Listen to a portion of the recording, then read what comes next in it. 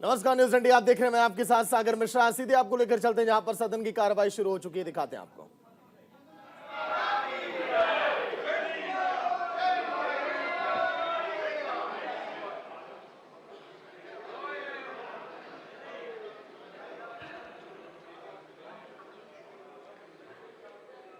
Oath और affirmation secretary general में Malawi गणराज्य के संसदीय शिष्टमंडल के सदस्य विराजमान हैं।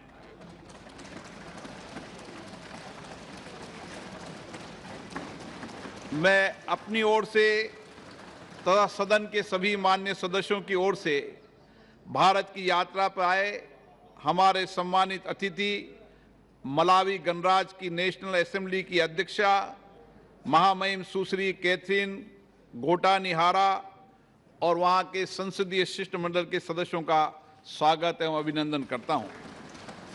मलावी गणराज्य के संसदीय शिष्टमंडल का भारत आगमन रविवार 30 जुलाई 2023 को हुआ था।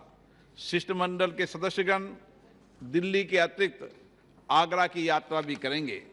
उनका शुक्रवार दिनांक 4 अगस्त 2023 को भारत से प्रस्थान होगा। हम अपने देश में उनके सुखद और सफल प्रवास की कामना करते हैं। उनके माध्यम से हम मलावी गणराज्य की संसद, वहां की सरकार और वहां की मित्र जनता को अपनी बधाई और शुभकामनाएं प्रेषित करते हैं। Question number 141।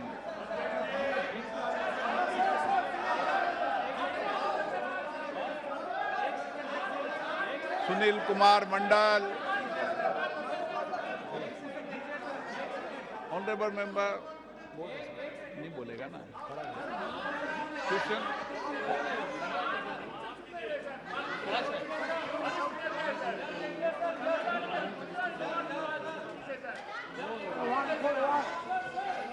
माननीय मंत्री जी, एक विवरण किया गया है। मान्यवर निशिकांत दुबे, क्वेश्चन नंबर 142।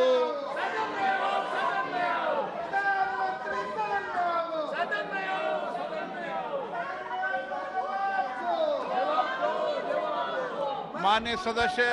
माननीय अध्यक्ष जी, मैं आपके माध्यम से माननीय प्रधानमंत्री जी को और माननीय शिक्षा मंत्री जी को नई शिक्षा नीति के लिए बधाई देता हूं कि उन्होंने वर्षों बाद जो है मैकाले की शिक्षा पद्धति को बदलने का काम किया। माननीय अध्यक्ष महोदय, शिक्षा की जो समस्या है, जो 374 जो बैकवर्ड डिस्ट्रिक्ट का लिस्ट जो है माननीय शिक्षा मंत्री जी ने मुझे दिया है, उसके पीछे जो 2 रीजन है सर, वो 2 रीजन ये है कि राज्य का जो बोर्ड है वो अलग है और सीबीएसई बोर्ड अलग है। जो नौकरी पाते हैं बच्चे वो सीबीएसई या आईसीएसई बोर्ड के लोग होते हैं और जो राज्यों का जो बोर्ड है वो उस तरह से शिक्षा में कोप अप नहीं कर सकता है। दूसरा, पैसा खर्च करने के बाद भी मैक्सिमम जितने स्कूल राज्य सरकार चला रहे हैं, खासकर मेरे झारखंड में सर, उसमें शिक्षकों की भारी कमी है। दूसरा, रूसा से जो पैसा देते हैं, जो माननीय मंत्री जी ने कहा है, बिल्डिंग तो रूसा से बन जाता है लेकिन शिक्षक नहीं है और शिक्षक नहीं होने के कारण न स्कूल में पढ़ाई हो पा रही है न कॉलेज में पढ़ाई हो रही है। इन दोनों चीजों के लिए माननीय प्रधानमंत्री जी, मुझे पता है कि ये कंकरेंट लिस्ट में है, माननीय प्रधानमंत्री जी की जो नई शिक्षा नीति है उसमें भारत सरकार कैसे इस 374 डिस्ट्रिक्ट को एजुकेशनली फॉरवर्ड बनाएगी। अध्यक्ष महोदय, माननीय सदस्य ने सही कहा है। शिक्षा एक कंकरेंट लिस्ट में नामांकित विषय होने के कारण भारत सरकार की दायित्व रहती है आर्थिक अनुदान देना, लेकिन उसकी क्रियान्वयन करने की दायित्व मूलतः राज्य सरकार की है। लेकिन ये सारे के बावजूद अभी जैसे परसों प्रधानमंत्री जी ने भारत में स्कूलों को और आगे बढ़े पीएम श्री स्कूल कि 6207 स्कूल को पहला किस्त की भी आर्थिक अनुदान दिया। लेकिन अध्यक्ष महोदय, ये बात हमारी जो संघीय व्यवस्था में दायित्व बंटवारे की व्यवस्था है उसमें राज्यों का ही दायित्व है। जिम्मेवारी है उसको क्रियान्वयन करने के लिए। मैं सदस्य जी की चिंता को ग्रहण करता हूं। मैं उन राज्यों के साथ फिर भी बात करूंगा। भारत सरकार की योजनाएं राष्ट्रीय शिक्षा नीति को ध्यान में रखते हुए कैसे सटीक क्रियान्वयन हो। अन्य अध्यक्ष जी, दूसरा जो शिक्षा को बढ़ाने का एक बड़ा बीड़ा उठाया है माननीय प्रधानमंत्री जी ने, वो सेंट्रल स्कूल, सेंट्रल कॉलेज ये सब बनते हैं। लेकिन हमने देखा हमेशा, ये जो लिस्ट हमको मिली है सर, इसमें 12 ऐसे जिले हैं झारखंड के जो कि एजुकेशनली बैकवर्ड हैं, और वो सभी एस्पिरेशनल डिस्ट्रिक्ट भी हैं जो भारत सरकार का मापदंड 112 है। और वो सारे के सारे जिले 6 संथाल परगना के हैं, एक जो माननीय शिक्षा राज्य मंत्री हैं अन्नपूर्णा जी, उनका क्षेत्र है जो हमसे सटा हुआ है, और गिरिडीह है। तो 12 जिले में से झारखंड के 8 जिले ऐसे हैं जो कि संथाल परगना और उसके इर्द गिर्द हैं। लेकिन सेंट्रल यूनिवर्सिटी प्रभावी होने के कारण वो रांची जैसे जगह में बन जाता है या राज्य की राजधानियों में बन जाता है। मेरा आपके माध्यम से मंत्री जी से यह आग्रह भी है और यह प्रश्न भी है कि क्या आप इस लिस्ट को देखते हुए संथाल परगना में सेंट्रल यूनिवर्सिटी की एक इकाई या जो रांची विश्वविद्यालय सेंट्रल यूनिवर्सिटी है उसका एक कैंपस खोलेंगे, जिससे कि हम अपने तरफ से जो है शिक्षा को बढ़ावा दे पाए। अध्यक्ष महोदय, अभी फिर मैं विनम्रता से कहना चाहूँगा, ये यूनिवर्सिटी या सेंट्रल स्कूल करने की जो प्रक्रिया है उसमें राज्यों की एक प्रमुख जिम्मेवारी है। लेकिन मैं आदरणीय सदस्य को आश्वस्त करना चाहूँगा, अभी जो नया PM उषा प्रधानमंत्री उच्चतर शिक्षण अभियान रूसा की जो नया संस्करण 23-24 से 25-26 तक चलेगा, इसमें प्रदेशों की आकांक्षी जिले को, एस्पिरेशनल जिले को प्राथमिकता दी जाएगी। And honourable member, what are the steps that the government has undertaken to ensure the equitable institutions of education like Ekalavya schools across all the districts of Andhra Pradesh, especially in Chittoor district, sir? Ekalavya schools in Chittoor district, sir. अध्यक्ष महोदय, Eklavya school की दायित्व भारत सरकार की जनजाति कल्याण विभाग की दायित्व में है। मैं चित्तूर वाला जानकारी मैं मेरे सहयोगी मंत्री जी को चर्चा करके उनको अवगत करा देंगे। Shri Rakesh Singh ji, question number 143। माननीय मंत्री महोदय। माननीय अध्यक्ष जी, सबसे पहले तो मैं माननीय प्रधानमंत्री जी के प्रति आभार प्रकट करना चाहता हूं, जिनके संकल्प और जिनकी दूरदृष्टि से भारत आज इंग्लैंड जैसे विकसित देश को भी पीछे करके विश्व की 5वीं अर्थव्यवस्था बन गया और आने वाले कुछ समय में विश्व की 3री अर्थव्यवस्था बनने की ओर हम अग्रसर हैं। माननीय सदस्यगण, फिलहाल एक ही मुद्दा है, क्या मैं सब माननीय सदस्यगण का नाम पढ़ूं या मैं विषय पढ़ूं?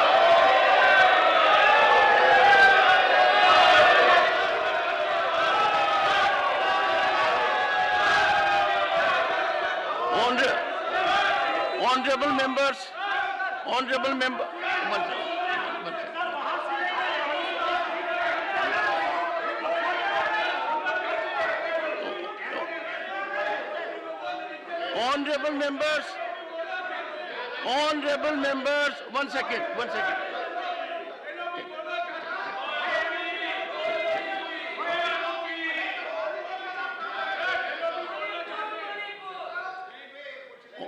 second. Please.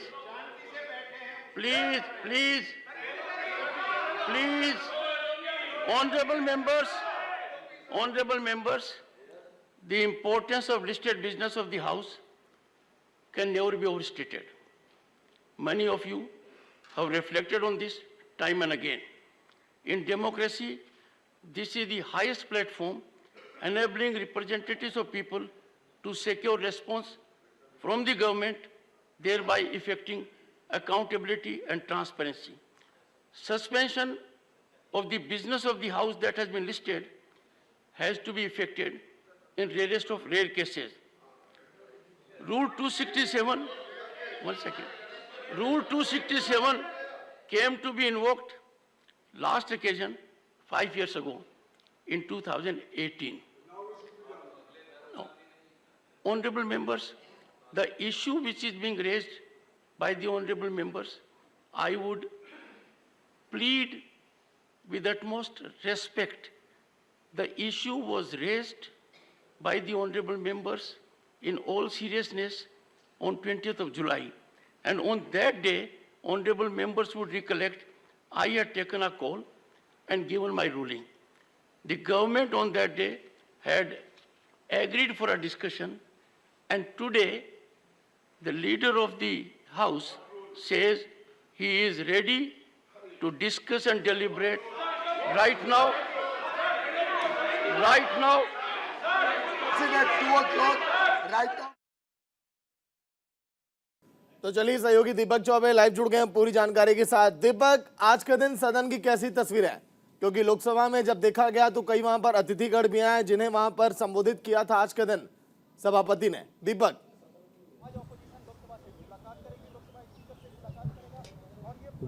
जी बिल्कुल, और उसके बाद ही लगातार हंगामा जो है वो दोनों सदन में चल रहा है, चाहे वो लोकसभा की बात की जाए या राज्यसभा की बात की जाए।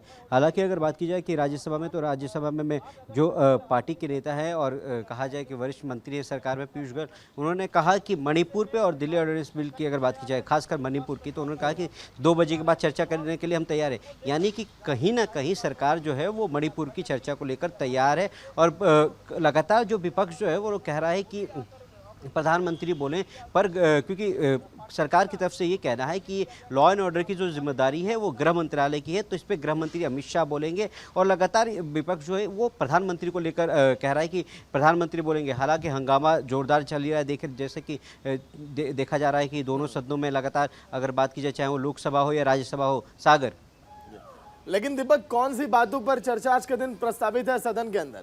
क्या फोकस होगा?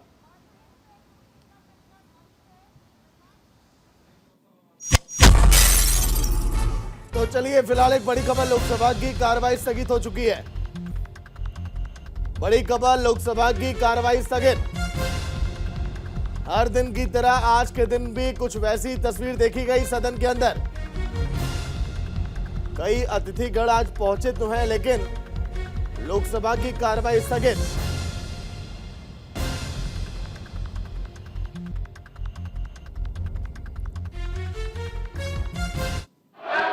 The government is agreeable for a discussion at 2 p.m.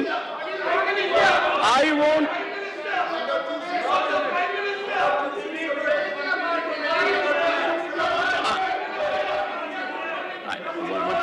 one second. I think, honorable members, when one second. Mr. Gupta, you can't be agent of another member. I find in last few days your activity has become hyper. Good. I want people to be really involved. But please don't try to help those who can help themselves and who have to help you. So not required. We should never advise people. We believe in whose advice. So that is not to be done. One second. Honorable members, I had, when I gave my ruling, indicated taking note of the rule regime. One, the notice has been accepted by me. Then I said I would come after consultation with the leader of the House, as is the mandate of the rule, as to date and time. So this is a way forward. Further to my ruling, the leader of the House has indicated that the government is prepared to our discussion on Manipur issues at 2 p.m. today. Now, one second. Now, one second. And that is the requirement of the legal regime. First notice, consideration by me, I accepted it. I have to consult leader of the Council of States only for date and time. He has volunteered today at 2 p.m. Now, secondly, as the leader of the opposition has reflected, the issue is being raised every day. Think within an issue on which the chair has given a ruling. We come out with it every day.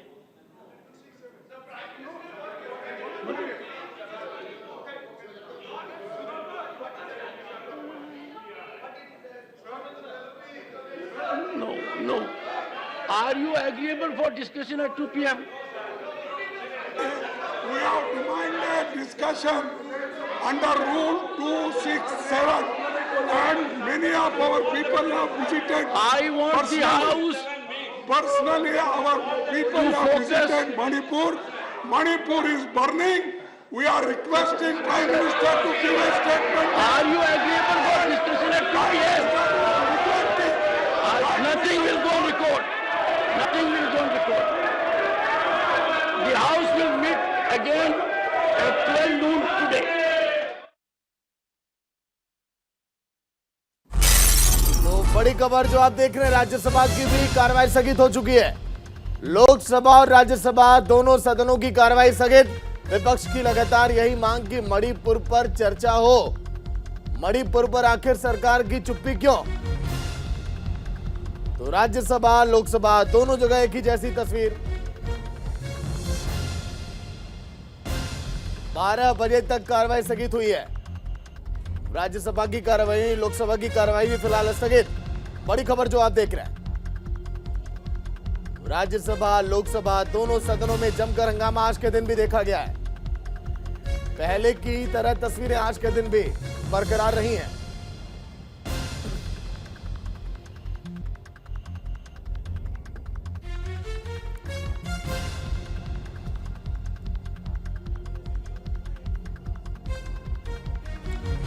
सहयोगी दीपक चौबे लगातार update दे रहे हैं। दीपक, दोनों सदनों में आज के दिन में वही हाल देखा गया जो पिछले कुछ दिनों से हम देखते चले आ रहे हैं। उम्मीद थी कि आज के दिन बहुत सुचारू रूप से सदन चलने वाला है। दीपक,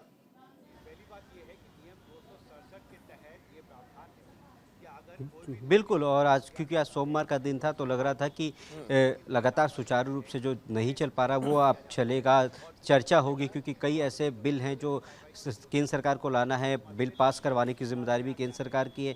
हालांकि अगर ऐसा हुआ नहीं, हाँ, पर एक चीज़ है कि मणिपुर को लेकर जो लगातार जो विपक्ष जो लगातार कह रहा था कि प्रधानमंत्री को, पर अब देखिए क्योंकि खुद पीयूष गोयल ने कहा है कि 2 बजे इस पर चर्चा होगी, तो राज्यसभा में इस पर 2 बजे चर्चा होगी मणिपुर को लेकर, और गृह मंत्री अमित शाह इस पर बयान देंगे। हालांकि अगर बात की जाए तो विपक्ष लगातार ये कह रहा था कि इस पर प्रधानमंत्री नरेंद्र मोदी को बोलना चाहिए, और उसी को लेकर अविश्वास प्रस्ताव लेकर आया था कि एक तरीके से सरकार को दबाया जाए कि जब ये अविश्वास प्रस्ताव आएगा तो प्रधानमंत्री नरेंद्र मोदी इस पर बयान देंगे। हालांकि इससे पहले भी याद होगा कि 2018 में भी अविश्वास प्रस्ताव लाया गया था, तब प्रधानमंत्री नरेंद्र मोदी ने बोला था इस पर। तो कहीं ना कहीं सरकार को दबाव में लाने के लिए ये पूरा किया गया। हालांकि अगर बात की जाए तो सुरक्षा की, जैसे मैंने पहले ही कहा था कि सुरक्षा की जिम्मेदारी गृह मंत्रालय की होती है, और ये जो मणिपुर में जो हिंसा हुई है और जिस तरीके से निंदनीय जो घटना हुई थी उसको लेकर गृह मंत्रालय की जिम्मेदारी है। तो लगातार गृह मंत्री बोल रहे हैं कि हम चर्चा के लिए तैयार है। इससे पहले भी देखा होगा आपने कि खुद गृह मंत्री अमित शाह ने अधीर रंजन चौधरी या फिर मल्लिकार्जुन खड़गे दोनों को लेटर लिखा था और कहा था कि हम दोनों सदनों में चर्चा के लिए तैयार हैं। पर विपक्ष जो है वो लगातार मांग जो है वो 262 की बात कर रहा है कि उस अधीन के तहत पर होना चाहिए, जबकि सरकार चाहती है कि चर्चा सिर्फ इसी मुद्दे पर हो, क्योंकि नियम के तहत अगर बात की जाए तो सरकार 167 के तहत चर्चा के लिए तैयार है, पर विपक्ष जो है वो 262 के तहत चर्चा के लिए तैयार है। तो कहीं ना कहीं देखिए, जब 2 बजे खुद गृह मंत्री अमित शाह राज्यसभा में मणिपुर को लेकर बोलेंगे तो देखिए हंगामा जरूर होगा, और लगातार इस तरीके का हंगामा होगा। हालांकि उससे पहले अगर बात की जाए तो दिल्ली ऑर्डिनेंस बिल की, जिसमें ट्रांसफर पोस्टिंग को लेकर है, वो गृह मंत्री अमित शाह आज पेश करेंगे। हालांकि आज सिर्फ इसे सदन के पटल दिल्ली पर अध्यादेश का क्या होगा, जिस पर कहा जा रहा था कि आज के दिन इस पर कुछ बातचीत चल सकती है?